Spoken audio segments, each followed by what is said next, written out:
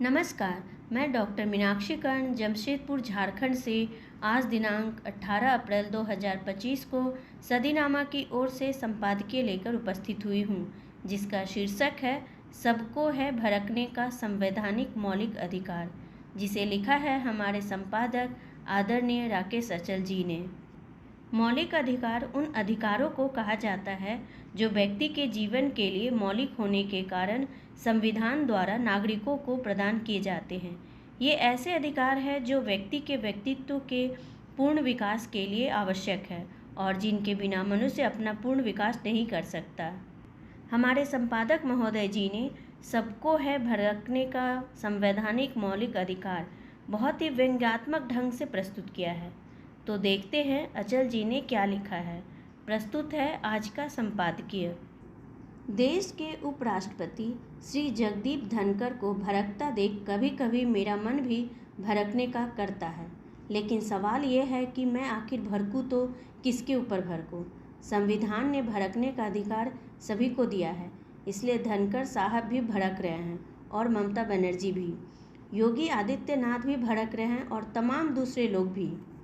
अब आप सोचिए कि यदि संविधान ने आम आदमी को भड़कने का अधिकार न दिया होता तो क्या धनखड़ साहब देश की सबसे बड़ी अदालत के किसी फैसले पर भड़क सकते थे?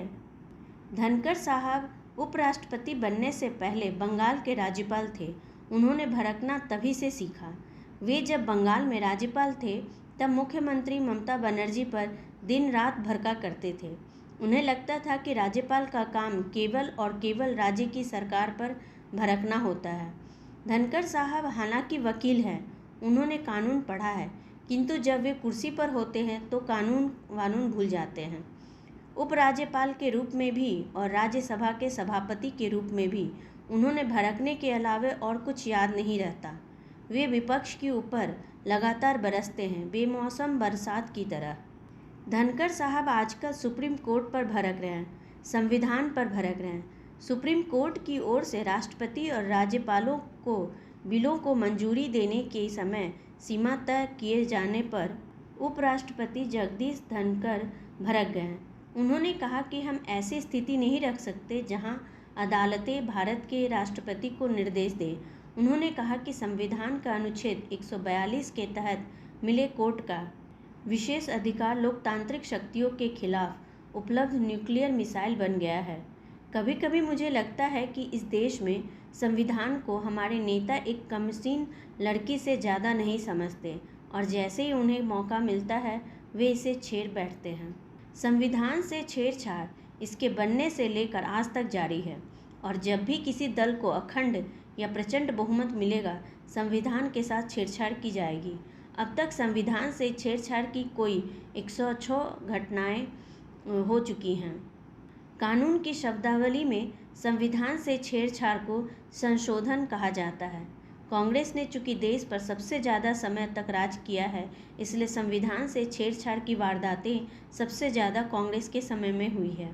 भाजपा को अभी सत्ता में आए 11वां साल ही है, इसीलिए उसने संविधान के साथ छेड़छाड़ में अभी कांग्रेस का कीर्तिमान तोड़ नहीं पाया है। हालांकि भाजपा ने संविधान के साथ सबसे बड़ी छेड़छाड़ अनुच्छेद 370 को हटाकर की है। आप अन्यथा न लें तो हकीकत यह है कि संविधान कलिकाल में एक द्रौपदी है। ऐसी निरीह द्रौपदी का चीरहरण करने का दुस्साहस कोई भी कर लेता है। जरूरत सिर्फ हाथ में सत्ता और सत्ता में भी अखंड प्रचंड बहुमत का होना है। देश का सुप्रीम कोर्ट जब तक संविधान की द्रौपदी का चीरहरण रोकने के लिए कृष्ण की भूमिका में आता है तो धनखड़ जैसे पुण्य आत्माएं सुप्रीम कोर्ट पर भड़क जाती है, लेकिन उस समय शांत रहती है जब सुप्रीम कोर्ट सत्ता प्रतिष्ठान के मन माफिक फैसला करता है या निर्देश देता है। जहाँ तक मेरा ज्ञान है उसके मुताबिक धनखड़ साहब को सुप्रीम कोर्ट पर भड़कने का कोई नैतिक अधिकार है नहीं। वे जिस पद पर बैठे हैं उनकी मर्यादा है। उन्हें अपने पूर्ववर्ती उपराष्ट्रपतियों से इस मर्यादा का पाठ सीखना चाहिए, लेकिन वे ऐसा नहीं करेंगे क्योंकि धनखड़ साहब अपने आप को भाजपा का देवतुल्य कार्यकर्ता जो मानते हैं, जबकि वे हैं नहीं। धनखड़ साहब कभी आरएसएस की शाखा में प्रशिक्षण नहीं लेने गए। भाजपा में शामिल होने से पहले उन्होंने घाट घाट का पानी पिया है, किंतु आज वे भाजपा के सबसे निष्ठावान कार्यकर्ता हैं। कोर्ट हो या कोई और, जैसे ही भाजपा के खिलाफ कोई टिप्पणी करता है, सबसे पहले उदयशूल धनखड़ साहब के पेट में होता है। मुमकिन है कि धनखड़ साहब आजकल में ही सुप्रीम कोर्ट को नए वक्फ कानून पर दिए जाने वाले फैसले के लिए भी कोसने लगे हैं। सुप्रीम कोर्ट पर भड़कने वाले धनखड़ साहब देश को बता रहे हैं कि भारत में राष्ट्रपति का पद बहुत ऊंचा है और राष्ट्रपति संविधान की रक्षा, संरक्षण एवं बचाव की शपथ लेते हैं, जबकि मंत्री, उपराष्ट्रपति, सांसदों और न्यायाधीशों सहित अन्य लोग संविधान का पालन करने की शपथ लेते हैं। हम ऐसी स्थिति नहीं बना सकते जहां आप भारत के राष्ट्रपति को निर्देश दें, और वह भी किस आधार पर। संविधान के तहत आपके पास एकमात्र अधिकार अनुच्छेद 145(3) के तहत संविधान की व्याख्या करना है।